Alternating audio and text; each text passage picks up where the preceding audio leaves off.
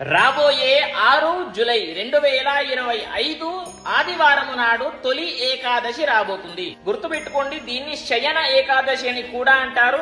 ఎందుకు అని అంటే విష్ణు భగవంతుడు నిద్రలోకి వెళ్తాడు కాబట్టి. ఇది చాలా అంటే చాలా విశేషమైనటువంటి రోజు. ప్రతి ఒక్కరు కూడా ఉపయోగించుకోండి. ఈ రోజున ఏం చేస్తారు అని అంటే, చూడండి, ఏదైనా సరే దాన ధర్మాలు చేస్తే 1కి 10 రెట్లు మీరు ఫలితాన్ని పొందుతారు. అది ఉపవాసమైనా సరే, దాన ధర్మాలైనా సరే. దాన ధర్మాలు అని అంటే అన్నదానమైనా సరే, వస్త్రదానమైనా సరే, లేదా ఒక బ్రాహ్మణుడికి ఒక పూట భోజనమైనా సరే, అది స్వయం పాకమైనా సరే, అదే విధంగా మీరు అది మీ శక్తిని బట్టి దాన ధర్మాలు చేసుకోండి. కానీ నేను చెప్పేది మాత్రం ఖచ్చితంగా పాటిస్తే గనక మీకు విశేషంగా ఫలితాలు పొందుతాయి.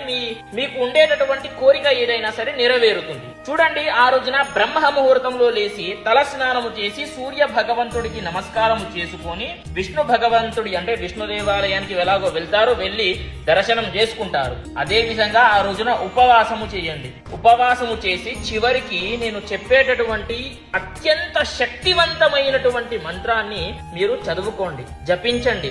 ఆ మంత్రము ఏంటి అని అంటే, ఓం నమో భగవతే వాసుదేవాయ నమః.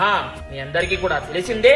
ఈ మంత్రాన్ని 108 సార్లు చదువుకోండి. ప్రతి ఒక్కరికి కూడా తెలియజేయండి.